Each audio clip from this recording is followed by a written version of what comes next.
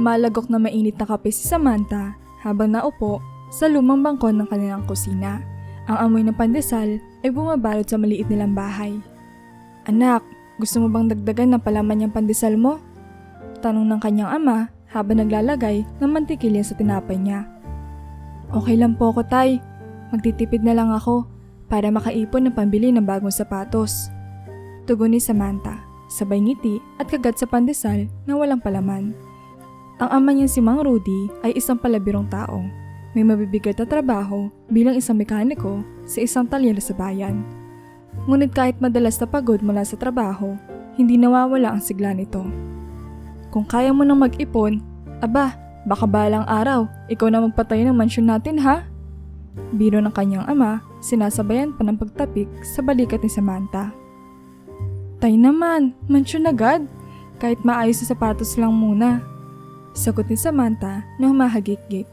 Mula pagkabata, si Samantha na ang natutong mag-ipon para sa kanyang mga nais sa buhay. Hindi siya maluho, ngunit katulad ng ibang dalaga, may mga nais siyang bilhin tulad ng sapatos, damit at mga gamit sa eskwela. Bata pa lang siya, nasanay na siya magtabi ng barya mula sa baon at minsan, pag may okasyon, nanghihingi na lamang siya sa kanyang ina kapag bumibisita ito. "Huwag mo kong alalahanin, anak. Darating din ang panahon na hindi na tayo mamamroblema sa pera," sabi ng kanyang ama, kahit pa alam nilang sapat lang ang kanyang sweldo para sa araw-araw. Hindi ito mayaman, ngunit masaya sila sa isa't isa. Kahit madalas na magbiro ang ama ni Samantha, nararamdaman niyang sineryoso nito ang kanilang kinabukasan. Si Samantha, na sa ika2 taon ng high school, ay kilala sa kanilang eskwelahan bilang masayahin at palakaibigan. Kahit na may mga kakulangan sa buhay, hindi niya ito iniinda. Palagi siya nakangiti, dala na rin ang masiglang ugali ng kanyang ama. "Tay, bukas pala, uuwi si mama mula Baguio. Sabi niya, mag-aapod daw siya ng pamatrikula ko sa summer class. Pwede ba mag-sleepover ako sa kanila kahit isang gabi?" Tanong ni Samantha habang iniimpake ang gamit para sa eskwela. Sumryoso saglit ang mukha ni Mang Rudy, ngunit pinilit niyang umiti. "Syempre anak, walang problema. Basta sabihin mo sa akin kapag kailangan mo ng sundo. Alam mo namang hindi ako makakampante na mag-isa ka sa biyahe ng ganoon kalayo." Bagaman matagal na natapos ang paghihiwalay ng kanyang mga magulang, hindi mapagkakailang may bahid pa rin ng pag-aalala ang kanyang ama tuwing napag-uusapan ang ina ni Samantha. Ang ina niyang si Ligaya, o mas kilala sa palayaw na Joy, ay minsan lamang bumibisita o nagpapakita kay Samantha mula na maghiwalay sila ni Mang Rudy. Lumaki ang dalaga na hindi masyado malapit sa ina, ngunit sinikap pa rin nilang magkaroon ng koneksyon kahit pamalayo ang loob nila sa isa't isa. Kung dati madalas sa tahimik si Samantha tuwing binibisita ng kanyang ina, ngayon ay natutunan niya na tanggapin ang sitwasyon. "Sige po tay, babalik din ako agad. Ayoko rin naman po magtagal doon." Mahinahong sabi ni Samantha. Hindi niya gustong makasama na matagal ang kanyang ina at ang bagong pamilya nito, dahil kahit anong pilit ng ina na gawing normal ang sitwasyon, ramdam ni Samantha ang lamig at distansya. Masaya siya sa poder ng ama at doon siya nararamdamang buo at komportable. "Basta ingat ka lagi. Mahalagang di ka nagpapabaya." Dagdag pa ng ama habang inaayos ang uniform ni Samantha. "Sige na, baka malate ka pa. Sabihin mo kay Mang Berting na ihatid ka na sa terminal." Tumayo si Samantha, bitbit ng kanyang bag at nagpaalam sa ama. Bago pa man siya makaalis, tinawag siya ni Mang Rudy. "Anak!" sigaw nito. "Tay?" sagot ni Samantha, pabalik ng bahay. "Lagi mo tandaan, kahit anong mangyari, nandito lang ako, okay?" Tumango si Samantha at yumakap sa ama. "Oo naman tay, hindi ko makakalimutan yan." Bumalik si Samantha sa kanyang kwarto at saglit na napatingin sa luma niyang bag na nais niya rin niyang palitan. Kinuha niya ang isang maliit na alkansya na yari sa lata. Iniiling habang iniisip kung sapat na ang naipon niya para sa sapatos na gusto niyang bilhin. "Konti pa," bulong niya sa sarili. Habang iniisip ang mga simpleng pangarap, hindi alam ni Samantha na sa isang iglap, magbabago ang kanyang buhay nang higit pa sa inaasahan niya. Bagaman minsan lang bumisita si Samantha sa bahay ng kanyang ina, Hindi naman siya kailanman nakaramdam ng galit o sama ng loob dito. Maayos ang pakikitungo sa kanya ni Joy at ng bago nitong asawa, si Alan. Mabait si Alan kay Samantha at kahit hindi niya ito tunay na anak, hindi siya pinapakitaan nito na anumang pagkakaiba. Pinagbibigyan din siya sa kanyang mga hiling na kaya nilang ibigay, gaya ng bagong gamit para sa eskwela o simpleng pang-alis na gastusin. Anak, kumain ka na ba? Tanong ni Joy habang inilalapag ang isang mangkok ng sopas sa lamesa. Nakaupo si Samantha sa sofa at binabantayan ang half-sibling niya si Lucas na 3 taong gulang pa lamang. Tahimik lang si Samantha habang pinagmamasdan ang bata na naglalaro ng mga laroang kotse sa sahig. Opo ma, pero sige kakain ako mamaya. Sagot ni Samantha habang inaabot ang laruan kay Lucas na nahulog sa ilalim ng mesa. Ang kulit ng kapatid ko, lagi nawawala ang mga laruan niya. Biro ni Samantha, bagaman may konting lambing sa tinig nito. Hindi man sobrang lambing si Samantha kay Lucas, makikita pa rin ang pagmamalasakit at pagmamahal ng isang ate. Tuwing bumibisita siya, masaya naman siya kapag nakikita ang half-sibling niya. Kahit pa may bahid ng lungkot na hindi sila magkakasama ng buo bilang pamilya. Naku, ganyan talaga yan si Lucas. Akala mo may sarili siyang mundo. Sabay tawa ni Joy habang tinatapik ang likod ni Alan na kasalukuyang abala sa pagbabasa ng dyaryo sa sala. Babe, patingin nga ng mga bagong binili natin para kay Samantha. Sabi ni Alan habang sinisinop ang dyaryo at tumingin kay Joy. O nga pala anak, may bago kaming pinamili para sa'yo. Alam ko matagal mo nang gusto magkaroon ng bagong bag, kaya't heto. Sabay labas ni Joy ng isang kulay asul na backpack mula sa kwarto. Tila kinikilig si Joy habang inaabot ito kay Samantha. Napatitig si Samantha sa bag. Ilang buwan na niyang pinag-iipunan ang pambili ng bagong bag. Ngunit ngayong ibinigay ito sa kanya, tila nalito siya. Gusto niyang bilhin ito sa sarili niyang paraan mula sa kanyang sariling ipon. Ngunit ayaw rin niyang tanggihan ang kagandahan loob ng ina. Ma, salamat po. Ang ganda.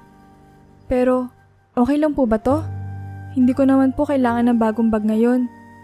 Magalang na tanong ni Samantha kahit halatang natutuwa siya sa regalo. Anak, regalo lang yan. Wala naman kaming inaasahang kapalit. Gamitin mo na para hindi ka na magdala ng luma mong bag. Paliwanag ni Alan na ngayon ay nakangiti rin kay Samantha. Salamat po talaga, sabi ni Samantha sabay yakap sa ina at kay Alan. Bagaman hindi madalas magpakita ng emosyon, hindi may ipagkakailang nagpapasalamat siya. Tumabi siya kay Lucas at tinabot ang isang laroang kotse. O Lucas, gusto mo bang turuan kitang mag-race? Paunahan tayo. Sabi ni Samantha habang tinuturuan ng bata na itulak ang laruan. Tumawa si Lucas at agad namang sumunod. Kahit na hindi sobrang malapit si Samantha sa bata, nakikita pa rin sa kanya ang natural na pagmamalasakit ng isang ate. Habang naglalaro sila, tahimik lang nagmamasid si Joy mula sa kusina. Masayang pinagmamasdan ang anak niya si Samantha at si Lucas na tila masaya sa simpleng bonding nila. Alam ni Joy na hindi naging perpekto ang buhay ni Samantha mula nang magkahiwalay sila ni Mang Rudy. Ngunit natutuwa siya na kahit papaano ay nagkakaroon pa rin sila ng pagkakataong magkaayos at magkaroon ng magandang relasyon bilang pamilya. Bukas ng umaga, ihahatid kita sa terminal. Sabi ni Alan nang marinig niya nag-uusap si Samantha at Joy. Salamat po Tito Alan.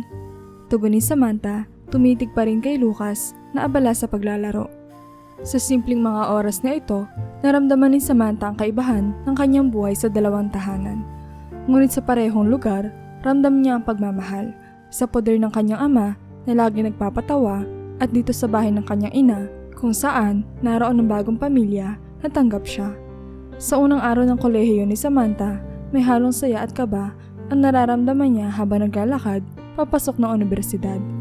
Bagong simula ito para sa kanya, bagong mga kaklase, bagong kaibigan at bagong pangarap.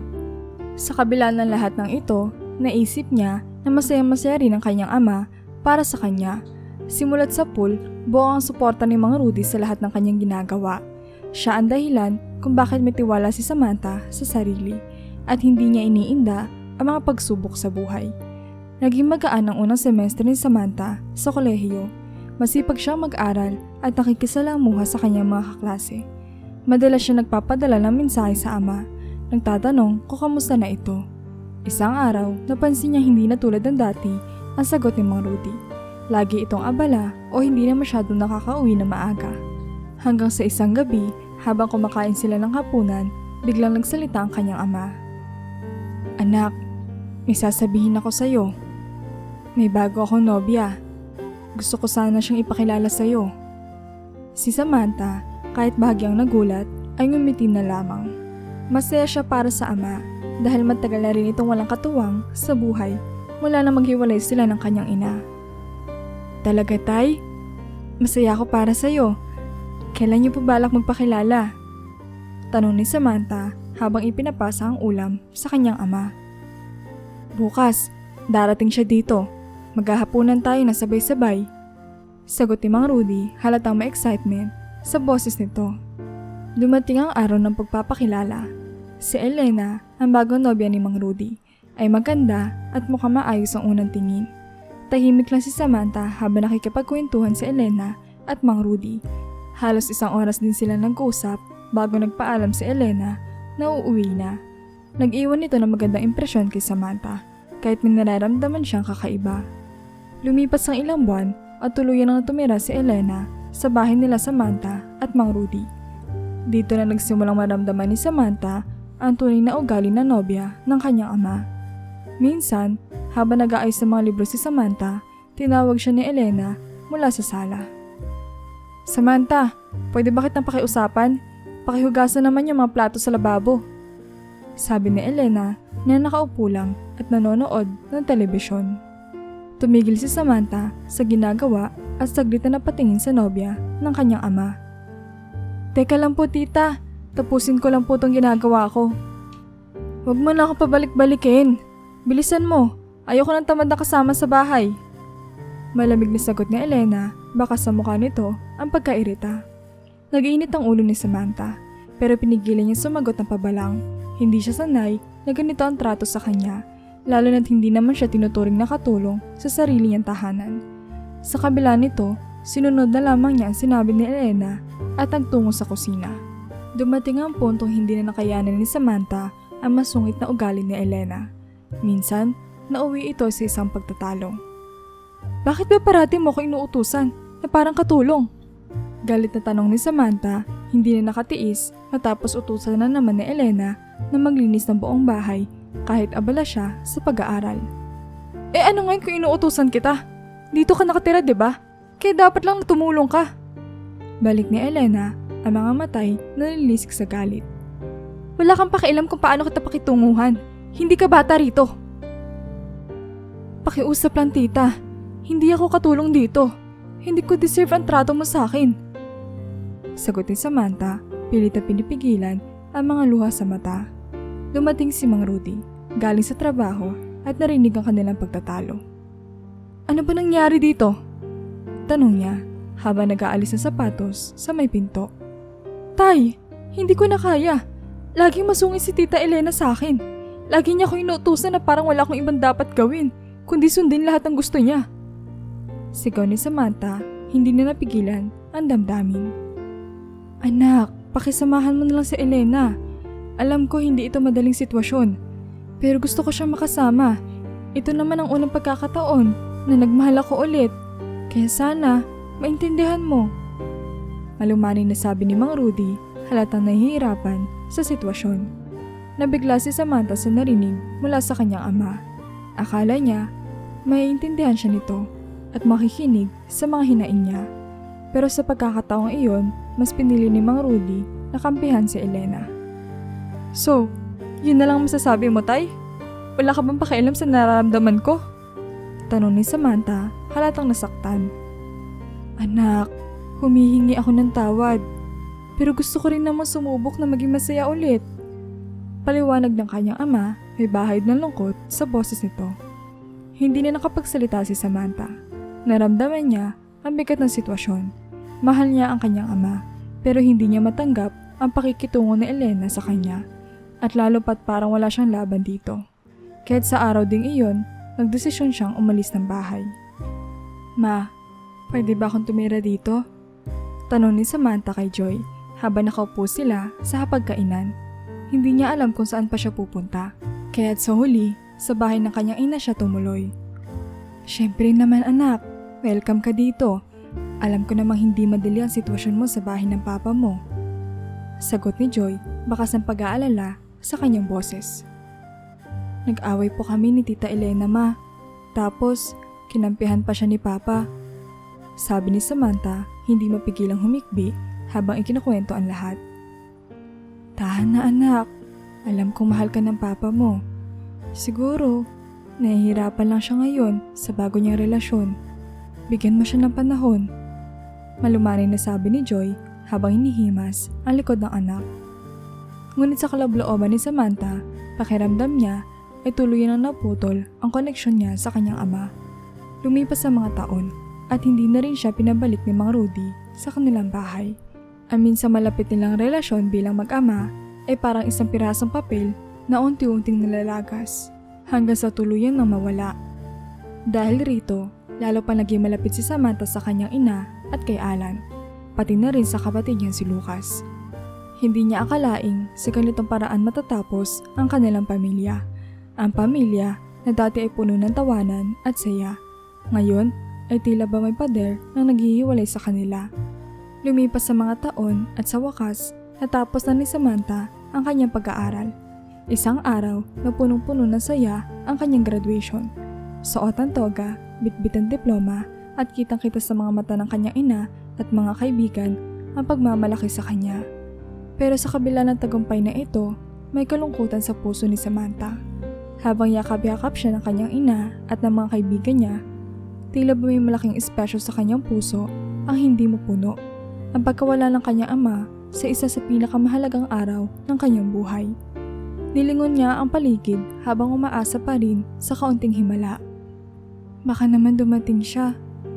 Pulong niya sa sarili, pero hanggang sa matapos ang seremonya ay nagsimula na mag-uwian ang mga tao. Wala si Mang Rudy. Hindi man lang ito nagpadala ng mensahe o tumawag. Alam ni Samantha na hindi na nito pinili ang dumalo. Sa gabing iyon, habang tahimik siya nakaupo sa sala ng bahay nila Alan, nakatingin siya sa graduation photo na hawak-hawak niya. Ma, hindi man lang siya nagpakita. Sabi niya, ramdam ang bigat sa kanyang puso. Huwag mo nang isipin yan anak, ginawa mo ang lahat at masaya kami para sa'yo. Sabi ni Joy, pilit na pinapalakas ang loob ng anak. Andito kami ni Alan, nandito si Lucas. Proud na proud kami sa'yo. Tumango si Samantha, pero hindi niya mapigilang magtanong sa sarili. Mas mahal niya ba talaga si Elena kaysa sa akin na anak niya? Hindi niya masagot ang tanong na ito, at sa paglipas ng mga taon, mas tinanggap na lang niya ang sitwasyon. Kung dati umaasa siya maaayos pa ang relasyon nila ng kanyang ama, ngayon ay tila tinanggap na niyang hindi na ito magbabago. Nang makapagtapos na si Samantha, agad siya naghanap ng trabaho. Naging masipag siya at sa ilang linggo paghahanap, natanggap siya bilang junior analyst sa isang kumpanya. Ito na ang simula, sabi niya sa sarili habang pinirmahan ang kontrata. Maayos na naging trabaho ni Samantha. Ordinaryo, ngunit sapat para sa kanya. Nakakilala siya ng mga bagong kaibigan sa opisina at madalas silang lumabas pagkatapos ng trabaho para mag-relax at makapag-bonding. Kung hindi sila nagkakape, nagkakaroon sila ng simpleng dinner o kaya lumalabas sa mga mall. Dito na rin nagsimula ang pag-iipon ni Samantha para sa isang pangarap na matagal na niyang iniisip, ang magkaroon ng sarili niyang lugar. Gusto niyang magkaroon ng sariling apartment, isang espasyong kanya lamang, para magsimula ng isang mas independent na buhay. Naku, malapit na itong ipon ko. Bulong ni Samantha habang kinukwenta ang laman ng kanyang savings account. Alam niyang hindi magiging madali, pero determinado siyang makuha ang pangarap niya. Nakatira pa rin siya sa bahay nila Alan at Joy, at kahit mahal niya ang pamilya, ramdam niya ang pangangailangan tumayo sa sarili niya mga paa. Gusto ko na magkaroon ng sarili kong space, ma. Alam mo yun, yung akin lang. Sabi niya, minsan kausap si Joy sa kusina. Naiintindihan kita anak. Kung kailangan mo ng tulong, nandito lang kami. Sagot ni Joy habang naghuhugas ng mga plato. Pero huwag ka namang magbadali. Dito ka na lang muna hanggang makahanap ka ng tamang lugar. Sa kabila ng masayang kapaligiran sa trabaho at pamilya, nagkaroon din ng bagong pag-ibig si Samantha. Nakilala niya si Marco, isang katrabaho sa isang team building ng kanilang kumpanya. Mabait si Marco. Simple lang ang mga hilig at madalas silang sabay kumakain tuwing lunch break. Sam, tara! Manood tayo ng sine mamaya. Yaya ni Marco isang gabi pagkatapos ng trabaho. Tumango si Samantha at doon nagsimula ang kanilang mas malalim na pagkakaibigan na nauwi sa pagiging magkasintahan. Sa mga buwan na lumipas, naging regular na ang kanilang mga lakad. Manood ng sine, kumain sa labas, at minsan, pumupunta pa sila sa mga parke o museums tuwing weekends. Masaya si Samantha kasama si Marco, at sa bawat araw na magkasama sila, nararamdaman niyang unti-unti na siya nagkakaroon ng mas independent at stable na buhay. Pero kahit na ganoon, minsan, tuwing tahimik ang gabi at mag-isa na lang siya sa kwarto, bumabalik ang sakit ng mga naiwang tanong. Nasaan kaya si Papa ngayon? Hindi man madaling tanggapin, mas pinili ni Samantha na maging masaya at magpatuloy. Ang buhay ay patuloy na umaandar at hindi na siya ang dating batang naghihintay ng pagmamahal at atensyon mula sa ama. Ngayon, siya na ang nagdidesisyon para sa sarili niyang kinabukasan. Nang makalipat na sa bagong bahay si Samantha, naramdaman niya ang kasarilan na matagal niyang pinapangarap. Ang bahay na ito ay bunga ng kanyang pagtsatsaga at sipag sa trabaho. Dito rin nila sinimulan ni Marco ang kanilang buhay na magkasama bilang live-in partners. Sa simula, maayos ang lahat, punong-puno ng saya at pagmamahalan ang kanilang tahanan. Sabay sila nagkaayos ng mga gamit, sabay nagluluto, at kahit minsan simpleng hapunan lang, tila ba sapat na ang presensya ng isa't isa para mapuno ang bawat araw. Isang araw, habang nakaupo si Samantha sa sala, hawak-hawak niya ang pregnancy test, nakakalabas lang ng 2 guhit. Kinabahan siya at nasabik sa parehong pagkakataon. Alam niyang magiging malaking pagbabago ito sa buhay nila ni Marco, pero handa siyang yakapin ang bagong yugto. Tinawagan niya agad si Marco para ibalita. Marco, may sasabihin ako. Bungad ni Samantha, halatang nanginginig ang boses niya. Bakit mahal? May nangyari ba? Tanong ni Marco mula sa kabilang linya. Tila nag-aalala. Positive ako. Buntis ako, Marco. Sabi ni Samantha, hindi na mapigil ang luha. Hindi dahil sa takot, kundi sa halo-halong emosyon ng saya at pangamba. Tahimik saglit si Marco sa kabilang linya bago ito nagsalita. Samantha, hindi ko alam kung handa na ako magpakasal. Pero, pananagutan kita at ang bata. Mag-iipon muna tayo para sa kanya. Mas mahalaga yun ngayon kaysa sa magpakasal agad. Naramdaman ni Samantha ang mga bigat ng mga salita ni Marco. Hindi niya inaasahan ang ganoong sagot. Bagaman hindi pa handa si Marco magpakasal, sinubukan niya intindihin ang sitwasyon. Para kay Samantha, ang mahalaga ay kasama niya ang ama ng kanyang magiging anak at magkakaroon sila ng maayos na buhay bilang isang pamilya. Habang lumalaki ang tiyan ni Samantha, inihanda niya ang kanilang bahay para sa pagdating ng kanilang anak. Lahat ng detalye mula sa crib, mga damit ng sanggol hanggang sa mga laruan ay inasikaso niya. Bagaman hindi palagi nasa bahay si Marco dahil sa trabaho, ginagawa ni Samantha ang lahat para maging komportable ang kanilang magiging anak. Ngunit ilang linggo bago siya manganak, napansin ni Samantha ang pagbabago sa kilos ni Marco. Madalas itong tahimik, laging abala sa telepono at bihira nang umuwi na maaga. Tinatanong niya ito kung may problema, ngunit palagi itong umiiwas sa usapan. Marco, okay ka lang ba? Parang dami mong iniisip. Tanong ni Samantha isang gabi habang sila'y kumakain. Oo naman mahal, stress lang siguro sa trabaho. Sagot ni Marco, hindi man lang tumingin sa kanya habang naglalaro sa cellphone. Nagpatuloy ang mga linggong puno ng katahimikan at tensyon. Hanggang sa isang araw, habang nagpapahinga si Samantha, bigla na lang hindi umuwi si Marco. Hindi na ito sumasagot sa mga tawag at hindi rin nare-replyan ang mga mensahe ni Samantha. 3 araw siya naghintay, umaasa na baka may emergency lang sa trabaho o baka may nangyari sa labas. Sa ika-4 na araw, natanggap ni Samantha ang masakit na katotohanan.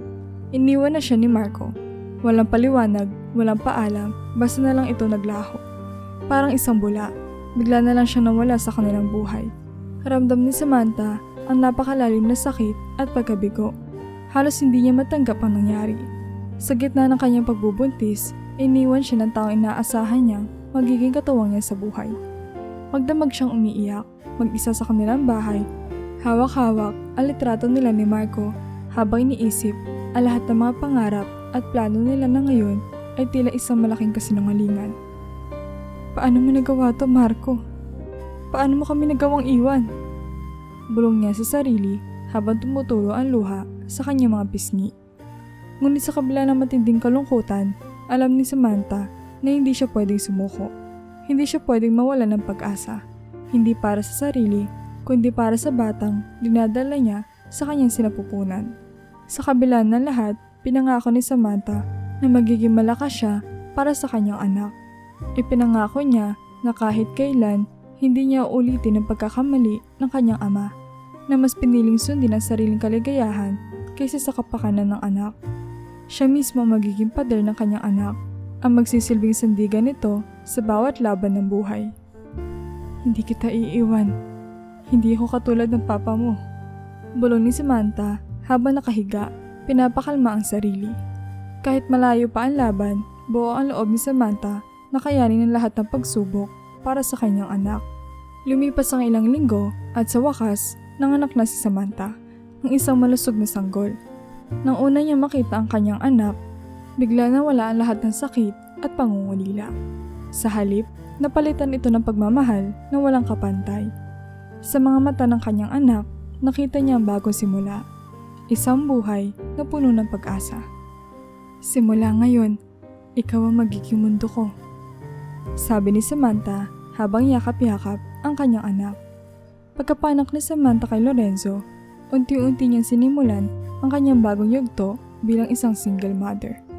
Matapos makapagpahinga ng ilang linggo, bumalik na siya sa trabaho. At sa tulong ng kanyang ina na si Joy, nagawa niya maitaguyod ang anak niya nang hindi bumibitaw sa mga responsibilidad niya sa opisina. Ma, salamat talaga ha. Kung wala ka, hindi ko alam kung paano ko maaayos lahat ng to, sabi ni Samantha isang gabi habang nag-uusap sila ni Joy sa kusina. Si Lorenzo ay mahimbing na natutulog sa kwarto at si Joy ay abala sa paghuhugas ng mga bote ng gatas. Ano ka ba anak? Wala yun. Ako na ang bahala kay Lorenzo habang nagtatrabaho ka. Mahalaga rin na magpatuloy ka sa pagtatrabaho para sa kinabukasan nyo, sagot ni Joy habang nakangiti. Tsaka, masarap naman alagaan tong apo ko. Bait-bait na bata. Parang ikaw na umaliit ka pa. Napangiti si Samantha habang pinagmamasdan ang kanyang ina. Sa bawat hakbang ng buhay niya, palagi nandyan si Joy, handang mag-alalay. Buo ang loob ni Samantha na kaya niyang balansehin ang pagiging ina at ang kanyang karera. Ngunit alam niya hindi magiging madali ito kung wala ang suporta ng ina. Pinangako niya sa sarili na lahat ng ginagawa niya ay para kay Lorenzo at sa kanyang kinabukasan. Paglipas ng ilang taon, naging maayos ang takbo ng buhay ni Samantha bilang isang working mom. Patuloy siyang umaangat sa kanyang trabaho at unti-unti na rin niya na itatayo ang mas matatag na buhay para kay Lorenzo. Mahalaga sa kanya ang oras sa kasamang anak, kaya't kahit abala sa opisina, palagi niyang sinusugurong maaga siya uuwi agad para makapaglaro, magkwento at magpatulog sa anak niya. Si Lorenzo naman ay lumaki bilang isang masayahin at malusog na bata. Madalas itong maglaro kasama ang kanyang lola at tuwing uuwi si Samantha mula sa trabaho, masaya itong sumasalubong sa kanya sa pinto. Mama, tingnan mo, gawa ko! Sigaw ni Lorenzo, ipinapakita ang mga guhit na ginawa niya sa papel gamit ang mga krayola. Palagi napapangiti si Samantha sa mga simpleng bagay na ito. Mga simpleng bagay na nagiging inspirasyon niya sa bawat araw. Bagaman tuloy-tuloy ang takbo ng buhay ni Samantha, hindi may iwasang may mga kalalakihang nagpapakita ng interes sa kanya. Minsan, may mga katrabaho siya nag-aalok na sabay sila mag-dinner o lumabas pagkatapos ng trabaho. May mga nagpapadala ng bulaklak o di kaya'y humihiling na maging malapit sa kanya. Ngunit palagi maayos sa tinatanggihan nito ni Samantha. Naku Samantha, ang dami na naman nagpapadala ng bulaklak sa'yo. Wala ka ba napupusuan dyan? Tanong ng katrabaho niyan si Rika isang hapon sa opisina. Hawak ang isang bouquet ng rosas na ipinadala para kay Samantha. Ngumiti lang si Samantha at iniling ang ulo. Hindi naman ako interesado ngayon, Rika. Ang focus ko lang ay si Lorenzo. Siya lang ang mahalaga sa akin. Sagot niya. Pero baka naman may magustuhan ka rin sa huli. Masyado ka ng seryoso, girl. Deserve mo rin naman magmahal ulit. Sabi ni Rika, ngunit alam ni Samantha sa puso niya na hindi pa siya handa. Masyado pang sariwa ang sugat na iniwan ni Marco at hindi niya nais maulit ang pagkakamali ng nakaraan. Mas pinipili niya ito ng buong oras at lakas para sa anak niya, para sa mga pangarap na binubuo niya para sa kanilang dalawa. Habang lumilipas sa mga araw, lalong tumibay ang desisyon ni Samantha na ilaan ang buong buhay niya para sa anak. Siya ang inspirasyon niya sa bawat pagsubok, ang dahilan kung bakit siya nagsusumikap. At kahit na may mga pagkakataon na iniisip niya maaari pa rin siyang umibig ulit, pinipili niyang isang tabi iyon para sa kasiguraduhan ng buhay ni Lorenzo. Matagal nang pinag-iisipan ni Samantha na magbabakasyon kasama si Lorenzo. Masyado na siya naging abala sa trabaho nitong mga nakaraang buwan. At pakiramdam niya ay napapabayaan niya na ang oras nila ng kanyang anak. Kaya isang araw, habang nakaupo sa kusina at tinitingnan ang lumang larawan nila ni Lorenzo noong bata pa ito, bigla na lang pumasok sa isip niya ang ideya. Lorenzo, gusto mo bang magbakasyon tayo sa Hawaii? Tanong ni Samantha habang tinimplahan niya ng gatas ang kanyang anak na kasalukuyan naglalaro ng mga laroang kotse sa sahig. Nagulat si Lorenzo, huminto sa paglalaro at tumingin sa ina na tila hindi makapaniwala sa narinig. Talaga mama? Pupunta tayo sa Hawaii? Sigaw niya, puno ng kasiyahan at excitement. Oo naman, matagal na tayong hindi nagbabakasyon, kaya naisip ko na perfect time ngayon. Magiging masaya tayo doon. Dagat, buhangin, at walang trabaho si mama para istorbahin tayo. Sabi ni Samantha na may malambing ng ngiti, sabay abot ang baso ng gatas kay Lorenzo. Thank you mama! Promise, mag-e-enjoy tayo! Tuwan-tuwa si Lorenzo habang nagtatalon sa sahig. Niyayakap ang ina. Dumating ang araw ng kanilang flight at halos hindi na mapakali si Lorenzo sa excitement. Pagdating nila sa airport, hinila-hila nito si Samantha habang naglalakad sila papunta sa check-in counter. Mama, bilis! Baka maiwan tayo! Sabi ni Lorenzo kahit na masyado pa silang maaga para sa boarding. Napangiti si Samantha. Kalma lang anak, maaga pa tayo. Siguraduhin mo lang na dala mo ang lahat ng gamit mo ha? Tumango si Lorenzo, pero nang papasok na sila sa eroplano, biglang napansin ni Samantha na wala ang tablet na hawak-hawak ng anak kanina. Lorenzo, asan ang tablet mo? Tanong niya, agad-agad na nag-aalala. Napakamot sa ulo si Lorenzo. Mama, baka naiwan ko po sa upuan sa labi. Sabi nito na may bahagyang hiya sa mukha. Anak, bakit mo iniwan doon? Kailangan mo yun para hindi ka mainip sa biyahe. Sabi ni Samantha, bagaman hindi niya kaya magalit sa anak. Sige, hanapin na natin. Isasama kita pero... Biglang naputo na sinasabi ni Samantha na makita niyang panay ang tapik ni Lorenzo sa kanyang tagiliran. Mama, naiihi na ako. Sabi ni Lorenzo, mukhang hindi niya makapaghintay. Nag-aalala si Samantha na baka hindi sila umabot pabalik sa eroplano kapag sinama niya si Lorenzo. Nakita ng flight attendant ang sitwasyon at nagpresenta. Ma'am, hayaan niyo po akong samahan ng anak niyo sa eroplano. Ilalagay ko po siya sa upuan ninyo habang hinahanap ninyo ang tablet. Nag-alinlangan si Samantha pero na makita niyang nahihirapan na si Lorenzo, pumayag na rin siya. Okay sige, bantayan mo muna siya ha? Yes ma'am, ako na pong bahala sa anak niyo. Sagot ng flight attendant na may malambing ng ngiti. Agad na bumalik si Samantha sa lobby ng airport para hanapin ang tablet ni Lorenzo. Naglakad siya pabalik sa upuan nila kanina at naroon nga ito. Naiwan sa tabi ng upuan. Napabuntong hininga siya na may konting ginhawa. Salamat naman, nandito lang pala. Bulong niya sa sarili. Habang pabalik na siya sa boarding gate, napansin ni Samantha ang isang vending machine. Naalala niyang baka magutom si Lorenzo sa biyahe, kaya naisip niyang bumili ng ilang snacks para sa kanyang anak. Habang inilalabas ng vending machine ang mga snacks, biglang may lumapit na lalaki sa kanyang likuran. Hindi niya ito napansin agad hanggang sa maramdaman niyang may bumubulong sa kanyang tainga. Hold up to. Huwag kang sisigaw. Malamig na sabi ng lalaki. Nalamig ang katawan ni Samantha. Hindi siya makagalaw sa takot. Ano pong gusto ninyo? Tanong niya. Nanginginig ang boses. Yung mga gamit mo. Pera, cellphone, relo, lahat. Utos ng lalaki habang inilabas ang kamay nito sa bulsa ng jacket. Tila ba may hawak na kung anong bagay na nakakatakot. Dahan-dahan niyang inilabas ang kanyang pitaka at cellphone. Iniabot isa-isa. Heto na po. Wala po akong ibang dala. Pero imbis na matapos agad ang sitwasyon, inutusan siya ng lalaki na umastang normal lang. Dahan-dahan ka maglakad. Ayoko mahalata tayo. Sabi nito habang kinukuha ang mga gamit ni Samantha pa isa-isa. Natagalan lang hold up dahil sa maingat na kilos ng lalaki. At habang tumatagal, lalong tumitindi ang kaba ni Samantha. Nasa eroplano na si Lorenzo at kailangan niyang bumalik agad. Nang matapos ang pagnanakaw, agad na tumakbo si Samantha pabalik sa eroplano. Ngunit sa kanyang pagkadismaya, pagdating niya sa boarding gate, nakita niya nagsara na ang pintuan ng eroplano at paalis na ito. Bumulala siya, sabay takbo pababa ng hagdan na patungo sa runway. Sa labis na desperasyon, tumakbo si Samantha sa direksyon ng eroplano. Hindi niya inisip ang panganib o ang posibilidad na hindi na siya makakabalik. Isa lang ang nasa isip niya, si Lorenzo.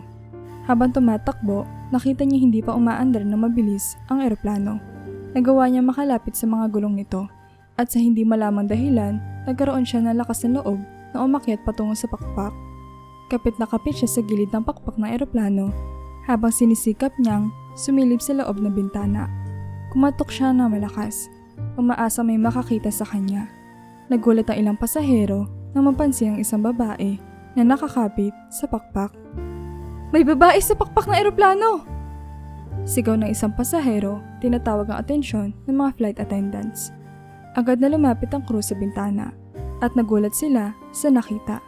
Si Samantha nakakapit sa pakpak habang unti-unti nang pumapailan lang ang eroplano. Tumakbo ang mga flight attendants papunta sa cockpit. Sa kabila ng kakaibang pangyayari, agad nilang inabisuhan ng piloto na ibaba muli ang eroplano. Kahit pakakalipad pa lamang nito. Habang bumababa ang eroplano, patuloy na nakakapit si Samantha sa pakpak habang umiiyak sa pag-aalala at takot para kay Lorenzo.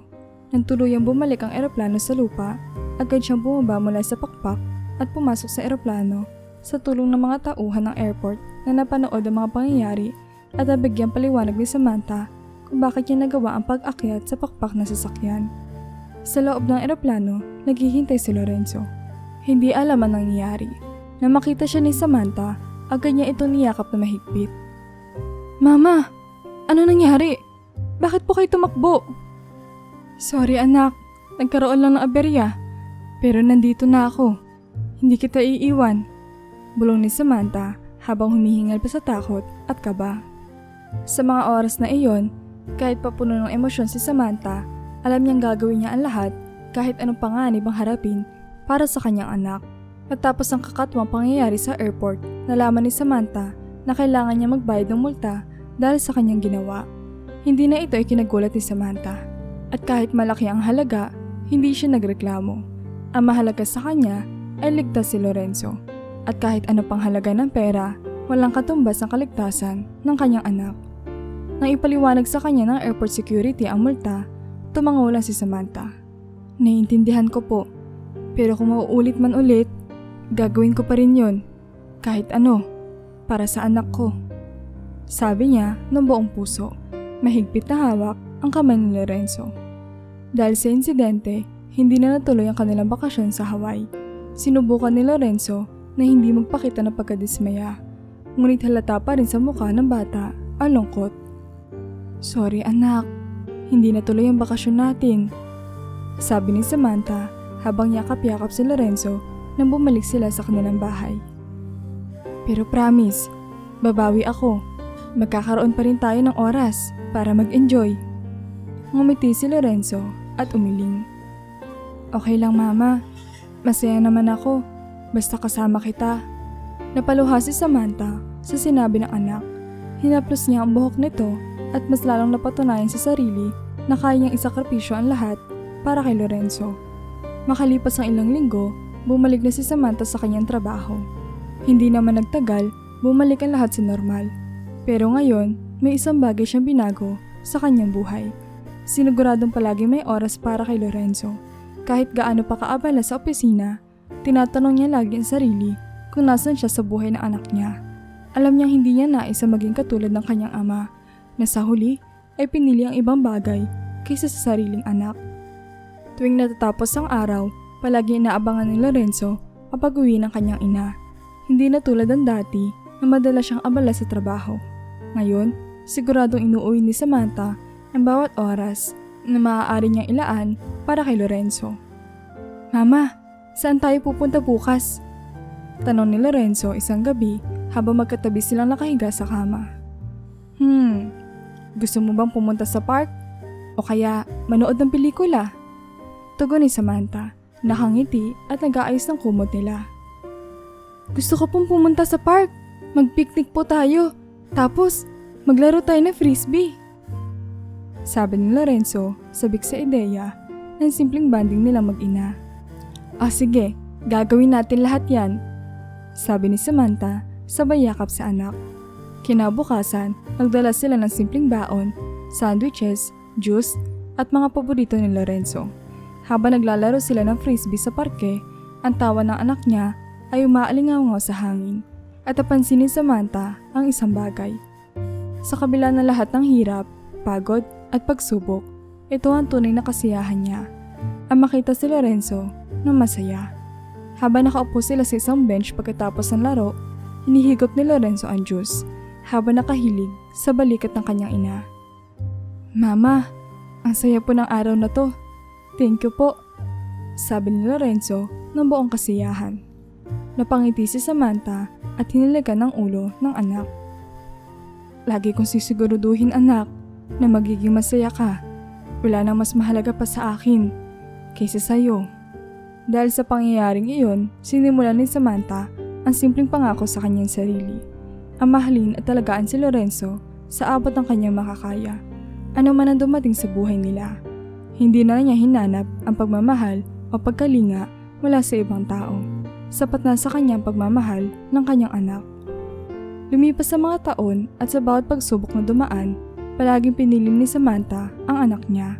Ang mga simpleng oras na ginugol nila sa isa't isa, mga picnic, panonood ng sine, o simpleng paglalaro sa bahay, ay naging pundasyon ng kanilang matatag na relasyon bilang mag-ina. Hindi na siya muling naghanap ng ibang tao para kumompleto sa kanya. Sa halip, natutunan niya ang tunay na kaligayahan ay nasa pagmamahal niya kay Lorenzo. "Mama, balang araw, ako naman na mag-aalaga sa'yo," sabi ni Lorenzo isang gabi habang pinag-uusapan nila ang mga pangarap niya sa buhay. "Alam ko anak, pero sa ngayon, ako ang nandito para sa'yo. Lagi mong tandaan, walang makakahigit sa pagmamahal ng isang ina," sagot ni Samantha habang mahigpit na hinawakan ang kamay ng kanyang anak. Sa kabila ng mga pagsubok at pagkabigo, napatunayan ni Samantha na wala nang mas mahalaga sa buhay kaysa sa pagmamahal at pagsasakripisyo para sa mga minamahal mo. Ang bawat hirap na dinanas niya mula sa pag-iwan ni Marco hanggang sa pagiging single mother ay nagpatibay ng kanyang loob. Ngayon, alam niyang kaya niyang harapin ang anumang hamon basta't kasama niya si Lorenzo. Walang halaga ng pera o kahit ano pa ang pwedeng itumbas sa pag-ibig ng isang ina. Iyon ang aral na baon ni Samantha habang patuloy siya nabubuhay. Buo ang loob at